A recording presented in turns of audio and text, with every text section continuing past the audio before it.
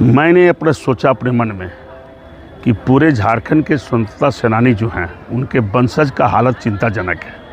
उनके वंशज का कैसे हालत ठीक हो, इसके लिए मैंने एक सोच बनाया और सोच के तहत मैं सर्वे कर रहा हूँ।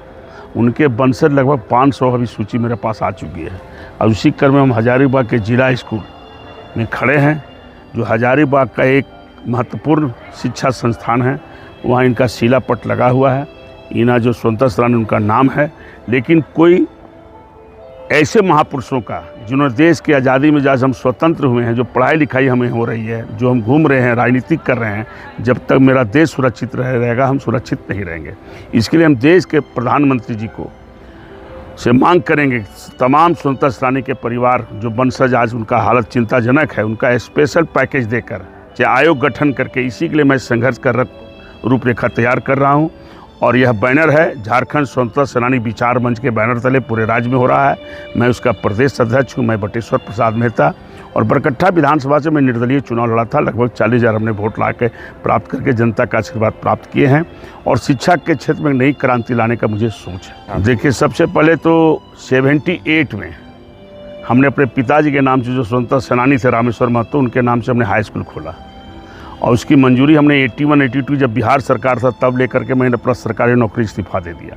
उसके बाद बगल में हमारे चाचा पढ़े लिखे नहीं हैं, जगन्नाथ महतो इंटर महाविद्यालय कॉलेज 3.5 एकड़ देकर ज़मीन देकर कॉलेज कराए। और नवोदय विद्यालय 32 एकड़ बोंगा के लोगों ने, ग्रामीणों ने रियायती ज़मीन दिया, जो नवोदय विद्यालय मेरे यहाँ खुला हुआ है। आज मुझे इस बात का खुशी कि इचाक में 100 से ऊँचा प्राइवेट स्कूल खुल गए हैं, CBSE स्कूल खुल गए हैं और शिक्षा के क्षेत्र में एक नई क्रांति आई। चाहे भगवान बिरसा मुंडा, उली हाथू, उनके पोता देखे भी मर गए इलाज के बिना। राज्य सरकार भी कोई ध्यान नहीं दे रही, केवल जहिया पुण्यतिथि होगा फूलमाला लोग चढ़ाएंगे और उसके बाद चुप हो जाएंगे।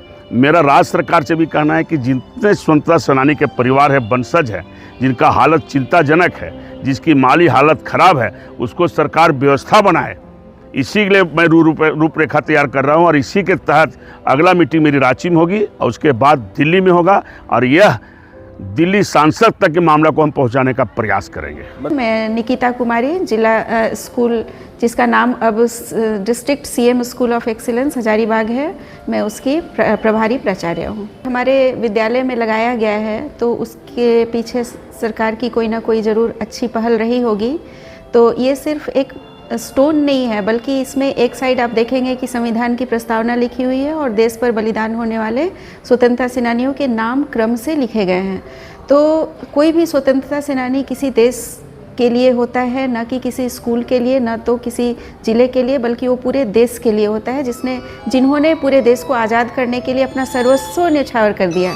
तो हम लोग समय समय पर इनको, जैसे 15 अगस्त हो गया, 26 जनवरी हो गई, तो इनको याद करते हैं नाम सहित और बच्चों को बोलते हैं। कई बार कुछ बच्चे आते हैं हमारे पास जो बोलते हैं कि ये हमारे रिलेटिव हैं, तो हमें बड़ा अच्छा लगता है। और अगली बात ये है कि इनसे बच्चों को प्रेरणा भी मिलती है कि इतने बड़े जो देश के लिए अपना सर्वस्व बलिदान करने वाले व्यक्ति हैं, उनकी सूची हमारे देश में, हमारे स्कूल में लगी हुई है और हम उन्हें रोज़ देख पाते हैं, उन्हें नमन कर पाते हैं। Subscribe now and press the bell icon. Never miss an update.